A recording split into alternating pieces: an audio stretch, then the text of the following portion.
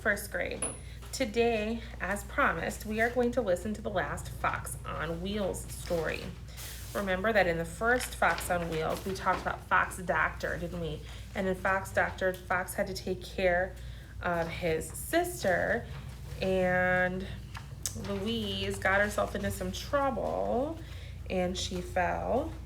And then he felt really bad, didn't he? And so he took care of her. He did everything she wanted him to do. And then all of a sudden her friends came over and she was finally better. So she was taking advantage of him a little bit, wasn't she? And then we had the Fox and the Grapes story. Remember that Fox was riding his bike and all of a sudden a grape fell out of a tree and it was his friend. It was his friend Millie. And Millie was up in the tree. And she wanted him to come up. You aren't afraid, are you? So he tries climbing, but he was afraid, wasn't he? And he tried again. Forget it, I'm not doing it anymore. He got his running start. He made it all the way up on that third try when he finally said, I have to do this. And then Millie was so glad that he was there because the reason she was still up there was she couldn't figure out how to get down. So now they're both stuck up there, and all they have is a bunch of grapes. Our new story today is called Fox on Wheels. One Saturday morning, Fox ate breakfast in a hurry.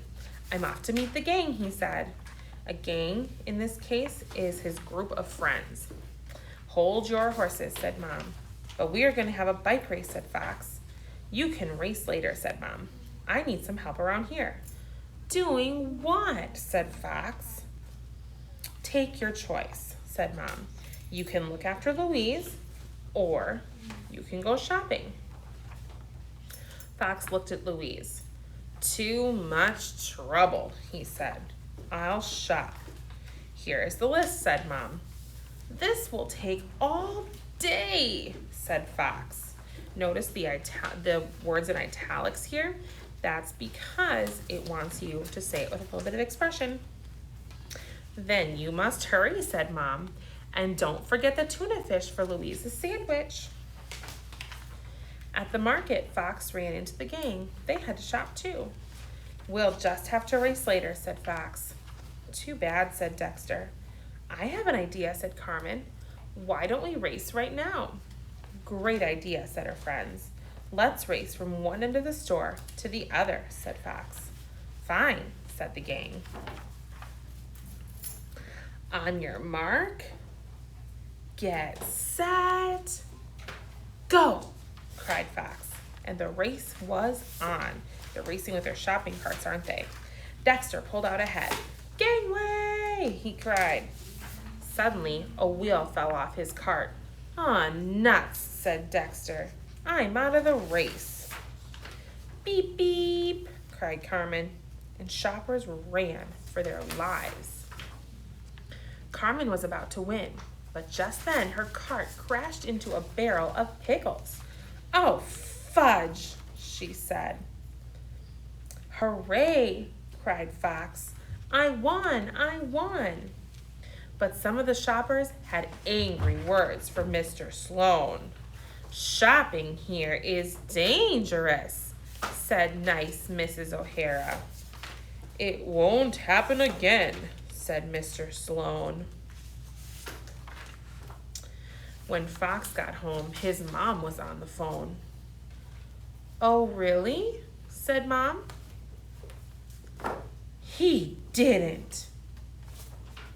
He did? Well, it won't happen again. And she hung up. I hear you're the fastest fox on wheels, said Mom. You bet I am, said Fox. Care to prove it? Said Mom. I'll get my bike, said Fox. Hold your horses, said Mom. I have a better idea. Any idea what she's thinking? Rats, said Fox. These aren't the wheels I had in mind. But look at his friends. They got consequences too, didn't they? They must have gotten those same phone calls from Mr. Sloan. So, I know this is a fantasy. This isn't real. The characters are animals who talk, who are doing things that animals don't normally do. But did they make good choices in the store? No. And when you don't make good choices, you have a consequence, don't you? Every choice you make, first grade, always has a consequence. Sometimes it's a negative consequence. Sometimes it's a positive consequence. If you do the right things, you get positive consequence, meaning you're gonna have good things happen to you. But when you make bad choices, sometimes there's punishments that happen because of that. And that's his consequence. I thought that we would actually end our morning or our afternoon, start of our afternoon, with a devotion. This morning, your devotion in Christlight was a devotion that I thought was really timely. Yesterday, we talked about you are good enough, and today it's I make you complete. Remember that this is God talking to us. This is Jesus. Mark 8, verse 36. It is worth nothing for a person to have the whole world if he loses his soul. I designed you to need me in order to have a full life. In this world, you may have many things: popularity, riches, power, possessions. That means like items, cars, clothes, toys. But unless you have me, you will always be missing something. Without me, there is an empty place inside you in this life. And without me, you would have only darkness in eternity. Trust that I know what I'm doing, even when I lead you along a path that feels strange. If you follow me with all your heart, you will discover exciting new things about yourself. I will show you gifts and talents that you never knew you had, and you will become more and more the one I created you to be. My presence will make you complete. Remember, first grade, that because of Jesus, because of God, we have everything that we could ever need or want.